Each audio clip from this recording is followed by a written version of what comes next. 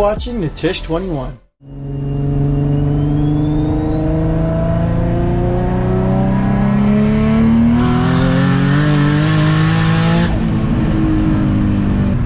What's going on, guys? I hope you guys are having an absolutely amazing day. So today we're gonna fix the G. I know a lot of you guys have been watching the videos so far, and I hope you guys are enjoying them, but it's funny reading some of the comments. Some of you guys think the car is fast as all hell, and some of you guys are like, it's kind of slow for 1,000 horsepower. And don't get me wrong, you're right, it is. And that's because we have issues with the car that we're sorting out right now.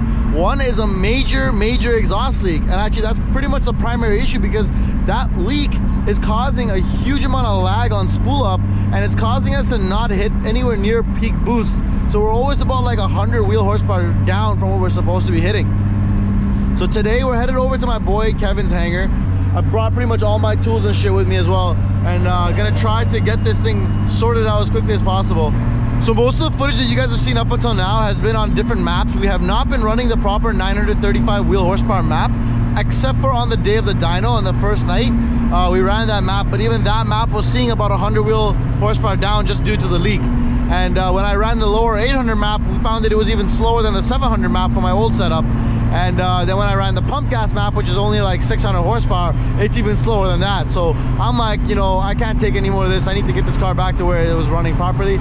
Even though in this stupid ass winter wonderland Canada, it's about to be freaking winter. We're only about 7 degrees Celsius, which is whatever this amount is in America per degrees.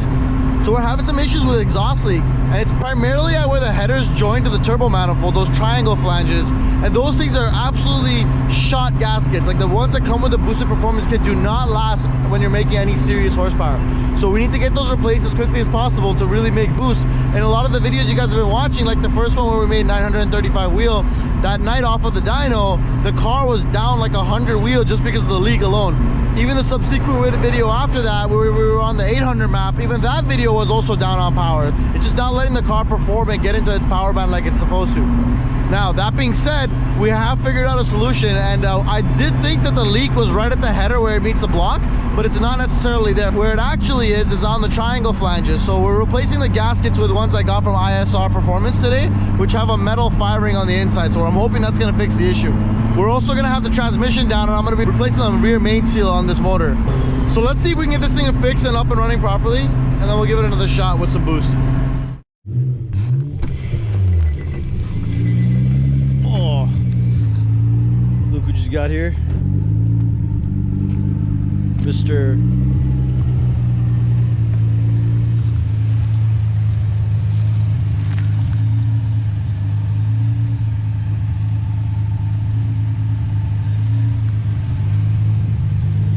I don't think these two cars have been together in a hot minute, right? Twin turbo stock motor 350Z. For those of you guys who don't know, haven't seen the videos, it's a HR motor, makes about 520 wheel, and soon enough he's gonna be building the motor on it, and then it'll be a matchup for this. So we're at my buddy's hangar here, and we're just waiting for him to pull up so we can get this thing on the hoist.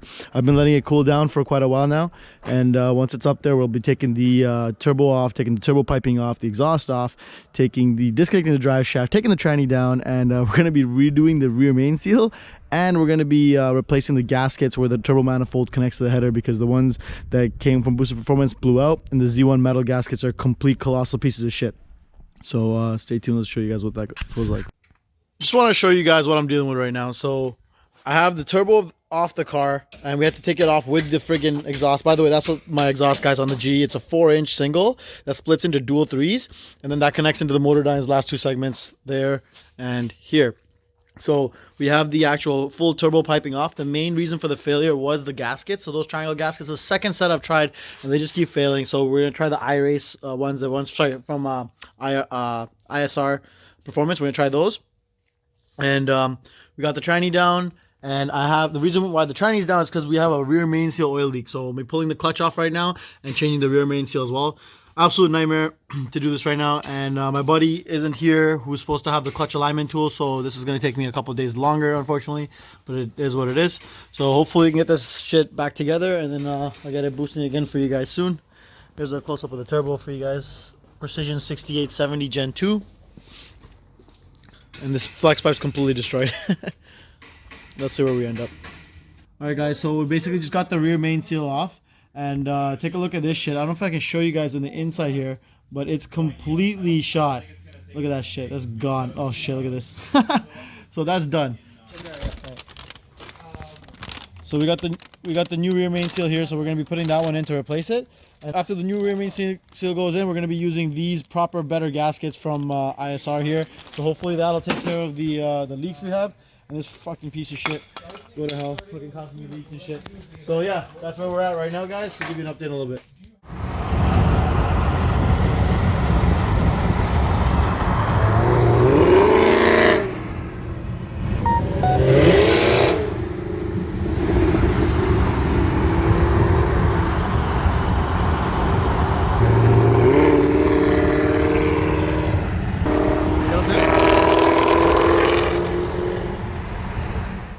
Alright guys, so we actually just changed the rear main seal, got the tranny on, and got to put this back on, turbo piping. Now cool thing we noticed with this, actually pretty shitty thing, but what was going on was the flange was actually kind of curving on the center. I got Tony from Dynamo Sports to actually reface these flanges to give them more of a flat edge. Hopefully this seals the exhaust leak and we can go back to hitting boosts as we were before. And so let's see where we end up. Alright, so the turbo's in, but we just got to tighten some of the bolts. Wastegate lines all hooked up. Can't believe I'm doing this for like the third time now, but everything's hooked up there. We also wired in a oil temp sensor now. It's hooked up inside there. I don't know if you guys can see it there. Essentially, we are almost ready to go to get this thing back up and running and hopefully hitting full boost with no more exhaust leak, no more rear main seal oil leak, and that's going to be, I'm telling you guys, the car is going to be so much faster than it was from what you've seen before. Okay guys, we're done. It took a while, but we got the exhaust on, turbos on, piping, everything's done, turbo blanket. We even actually did a lot more, like we actually set up this exhaust pipe to have a lot better clearance now. We tucked it in a little bit differently now. So it's kind of angled on this. You can see the side sits a little bit higher, but it is tucking everything in a little bit. It is messing with the alignment a little bit here. I'm getting some touch on the back here, but it's fine. We'll see if it causes any vibration or anything. The main thing here is just to get this flex pipe off the ground so we don't completely destroy it. You can see how bad it is right now. It's not going to be much longer before that starts to leak. And also this pipe here was hanging really low. We even damaged it a bit. So now we've tucked it in. The ground clearance is significantly better. If you take a look now, it's not anything hanging major low as it was before. All right, so now that everything's fixed, we're gonna get this thing started up, and we'll be able to see if it still has an exhaust leak or not. I hope to God it doesn't. So let's start this thing up.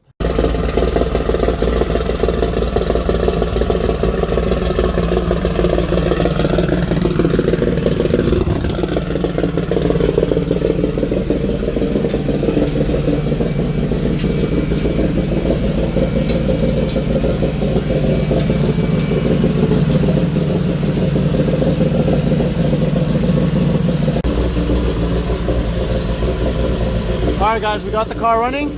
Everything's hooked up. It's definitely a lot quieter from the front of the car now. I'm not hearing any more of that like rattly shit. I'm hoping we fix the leak. My boy Marcel here is just checking it out.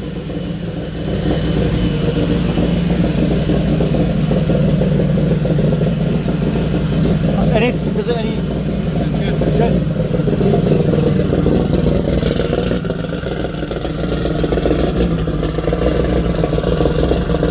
I think we got it, boys. Now time to see if she hits full boost.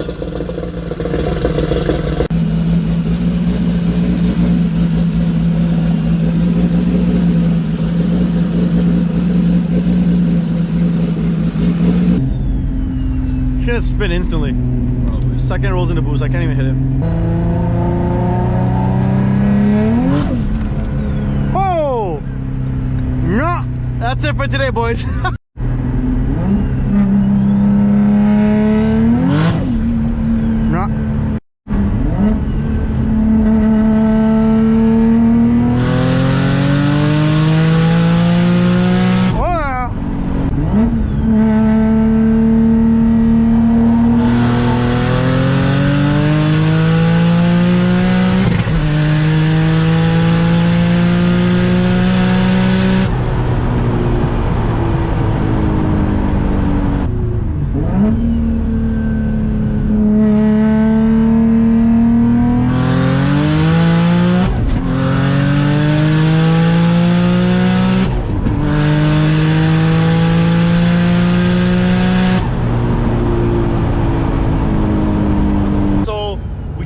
the car, exhaust leaks fixed.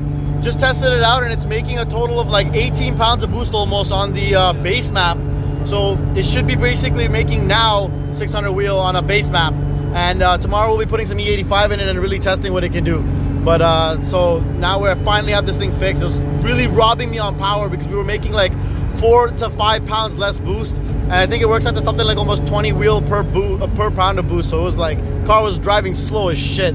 But now it's a lot better now.